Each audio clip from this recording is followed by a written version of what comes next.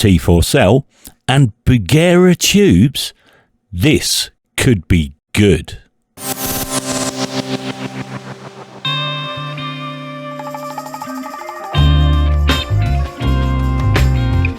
The Teletronics LA-2A, an optical compressor much loved for its smooth musicality and its characterful charm. Jim Lawrence, the compressor's creator, was born in 1924 and served in the US Navy during World War II as a radar operator. In the early 1950s, he was asked to join JPL, the Jet Propulsion Laboratory, where he was tasked with designing optical sensors for the Titan missile program. Standing 103 feet tall with a 10-foot diameter and weighing 150 tons, Titan II can be up and out of the silo in less than a minute after receipt of launch command, hurling its payload at speeds of 15,000 miles per hour, nearly halfway around the world. In probably much the same way as Lawrence Hammond was looking at his clocks in the mid-1930s and thought, I can make an organ out of that, Jimbo's true love for radio and broadcasting gave him the inspiration to create the world's first levelling amplifier to use optical sensors, the LA-1, of which only around 100 units were made. The LA-2 was next up, and this featured a larger VU meter and also incorporated the now legendary T-4A optical attenuator cell. It's this optical attenuator that is the key to the sound of the LA-2A. Look inside an original T4 and you'll find an electroluminescent panel and two cadmium sulfide photoresistors, one of which controls gain reduction, the other controlling the VU meter when switched to its gain reduction setting. As the input signal increases, the light panel gets brighter and the resistor's impedance increases, which in turn then reduces the gain. The T4 is also responsible for the characteristic two-stage release time of the LA-2A,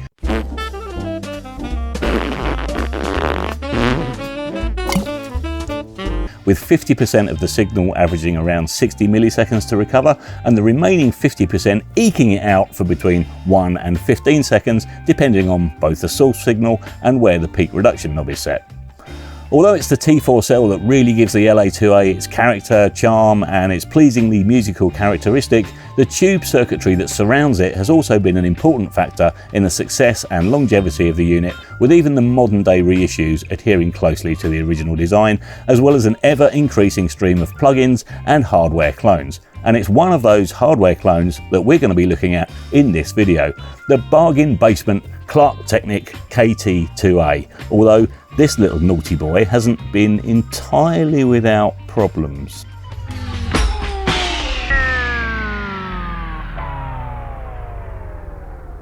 So let's talk briefly about the main issue we've had with this, distortion, and lots of it. And not very nice distortion either.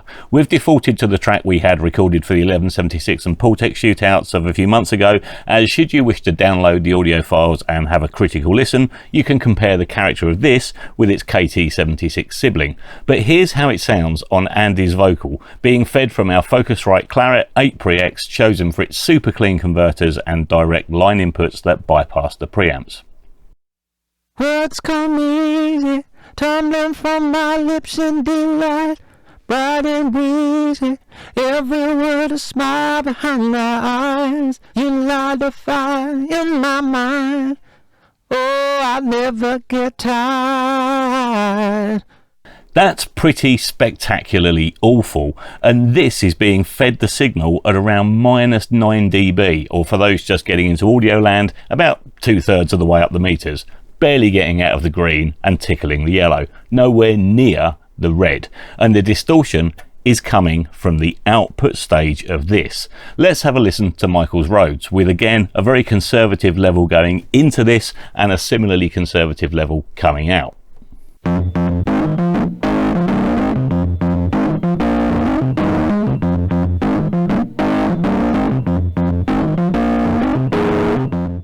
Now, I've used many an LA-2A over the years in various different studios, and I don't seem to recall having to turn the output of them down so low that you have to make up the gain using another device or the preamps on a console to get them back to where you need them. But that's what I've had to do with this. So it's worth bearing in mind that if this is a box you're considering for your setup to add some colour, a bit of tube saturation and some lovely analog warmth, then you're going to struggle, especially if you're connecting it to a prosumer audio interface and dealing with gain staging using that.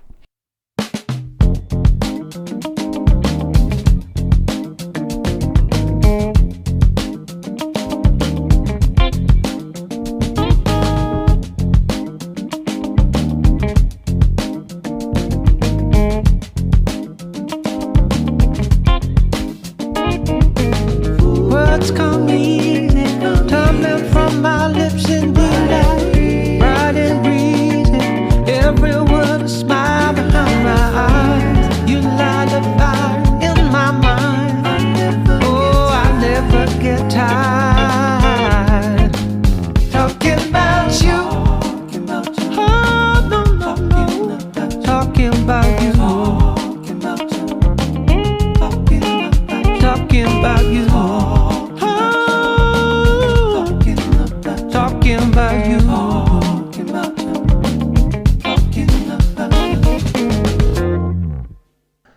So for this shootout, we're going to be comparing the Klark Teknik KT-2A or 2A KT Cup of Tea AT KT-2B, whatever it's called now, with the Wave LA-2A and a hardware original. Now for the hardware original, this time around we've chosen to do something a little bit different. There are a plethora of companies springing up, or about plethora, I think there's 3, but there's some companies springing up that are offering remote robot controlled hardware over the internet.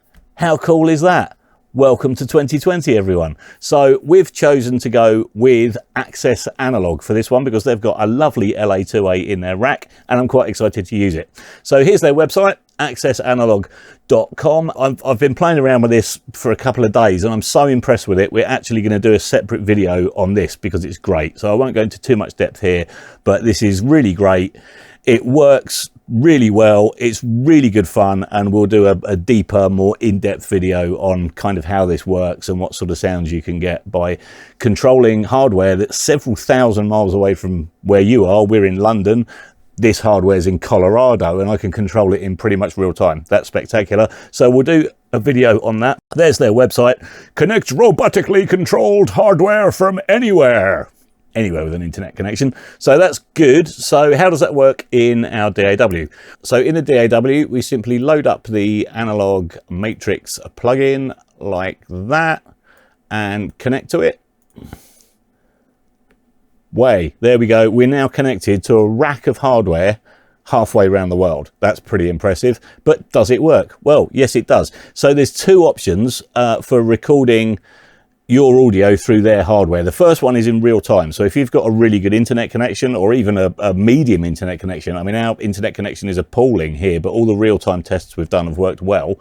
You can choose from a selection of compressed and lossless files there that will send your audio through their hardware in real time via this plugin, and then you can re-record it back into another DAW channel or however you want to set that up logistically. If you've got a rubbish internet connection, then you can arm a track, and then when you play the track it will buffer it through their hardware. So basically they'll make sure that their end they've got a seamless audio file coming through, which will then go through their hardware, and then you can upload that file back to your computer when that's done. So even if your internet connection isn't up to scratch, this still works, and that's really clever thinking on their behalf. So what we can do is you can reserve hardware in advance. So if you want to reserve, I don't know, the SSL Fusion or a Neve 33609 for 4:30 tomorrow, you can do that on their website. You can book that in, and it costs it averages out about $7.50 for 30 minutes for a 30-minute time slot for the hardware, which is great. It's really good value.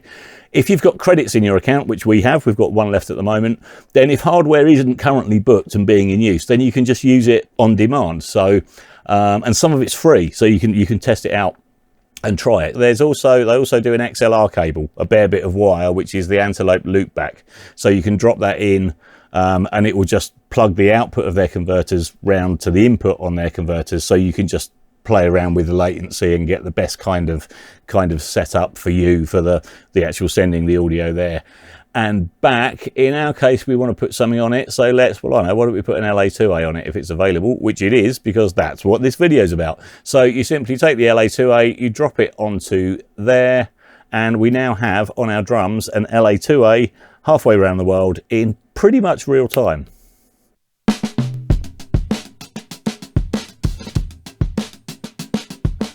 So you can do everything you can do with the hardware. So that, turn the compression down to peak reduction down to 0. You can hear the drums come back. Let's crank it up so we can really hear what it's doing.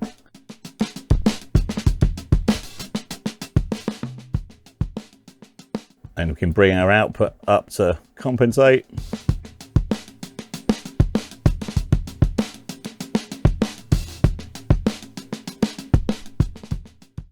So there we go. This is happening in real time. What is even more amazing, let's just take that out because we're going to run out of time. So you can see, well, as you know, we've got 4 minutes, 20 seconds left with this. So we've actually got a fair bit of time.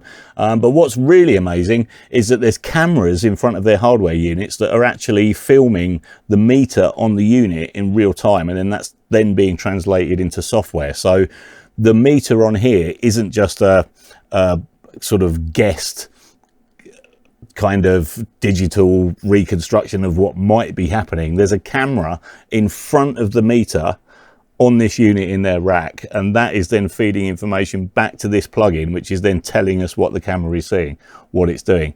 That's pretty amazing. What I think would be even cooler would be to actually be able to see that camera. That would be really cool, but I understand there's lots of cables and things in the way, because many of the other companies that are doing this are they're actually going into the hardware and then modifying it with VCAs and stuff like that to get the remote controllability.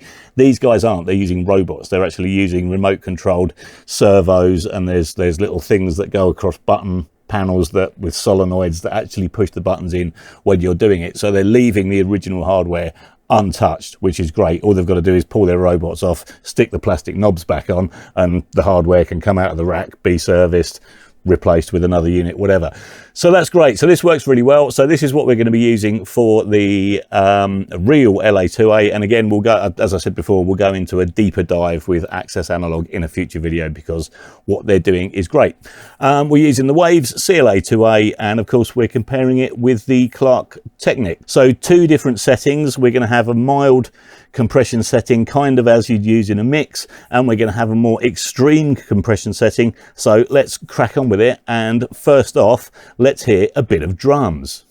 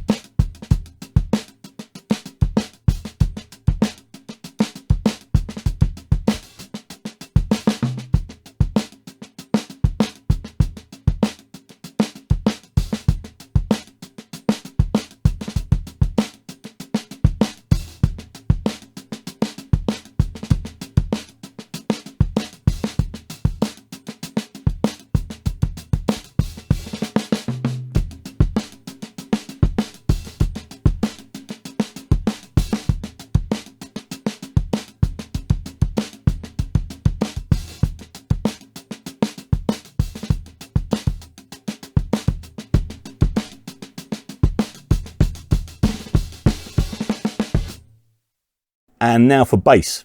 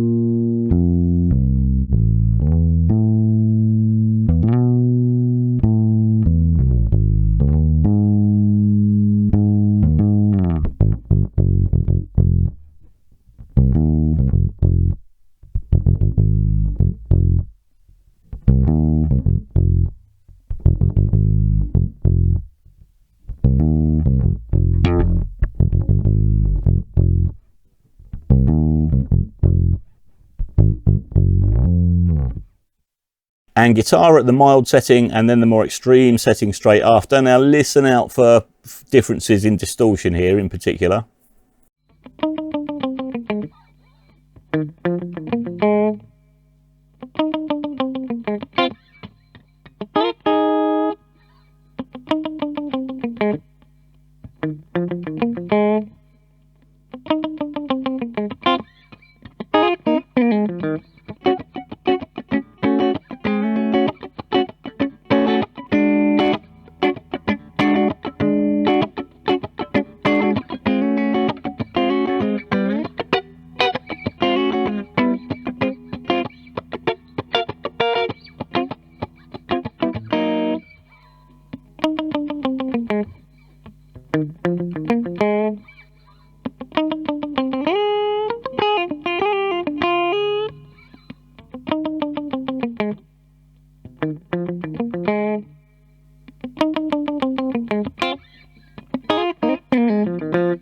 And then once again, one after the other, Rhodes electric piano, a real one, mild, and then more extreme straight after. Now, particularly listen to this one for distortion, because a Rhodes piano it's such a kind of broadband instrument. It's a very, very good instrument to test things like this out with, because there's a huge frequency range in there, and because the sound is so pure, it's such a kind of the sound that comes off the tines is just a really pure, magical sound that's rich with harmonics.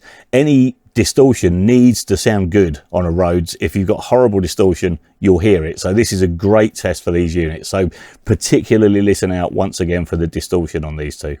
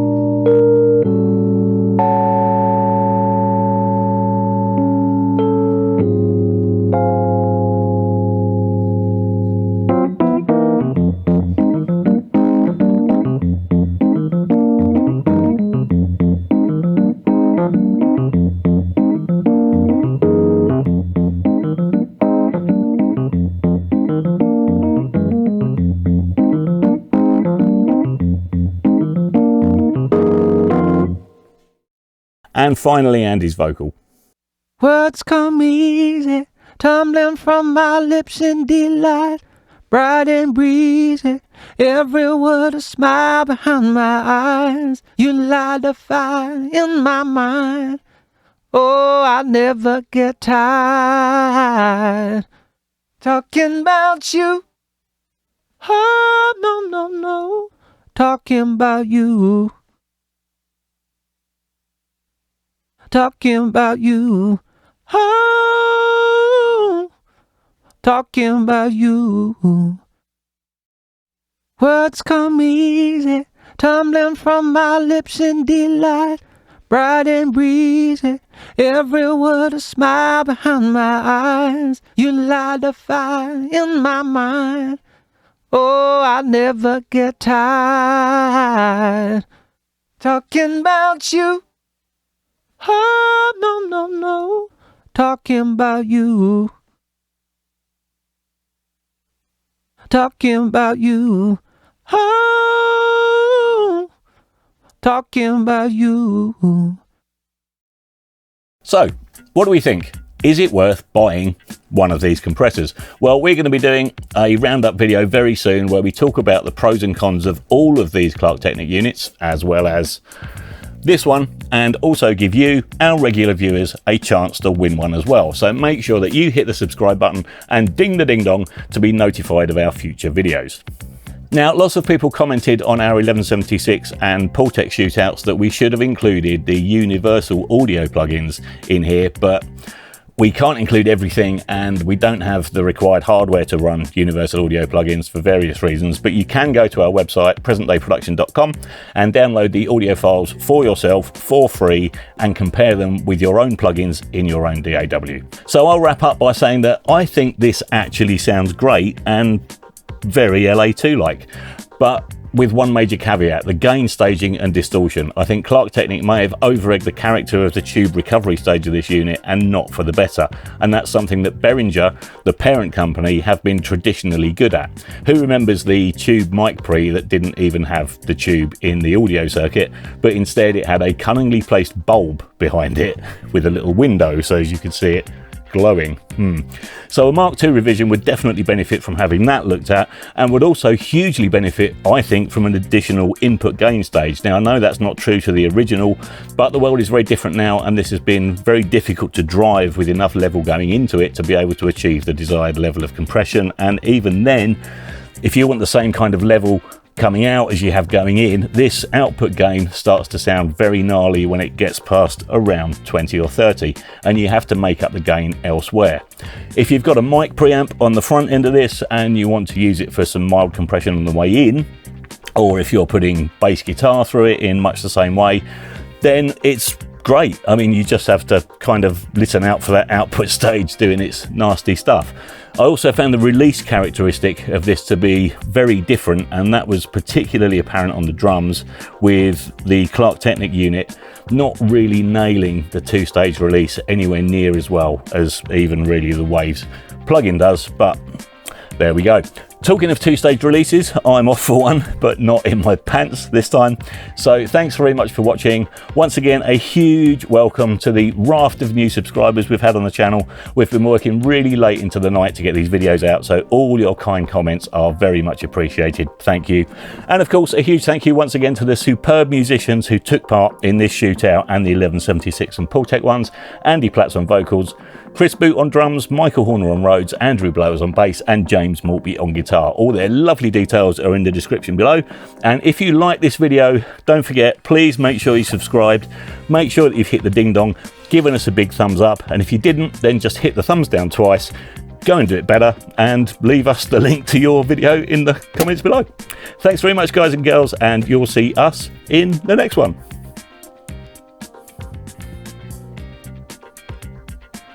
I'm not doing the shat my pants song again. I think you should. I'm not. Have you got an alternative? No. Now, you did realise I had to change. I did actually shit my pants at the end of the last video.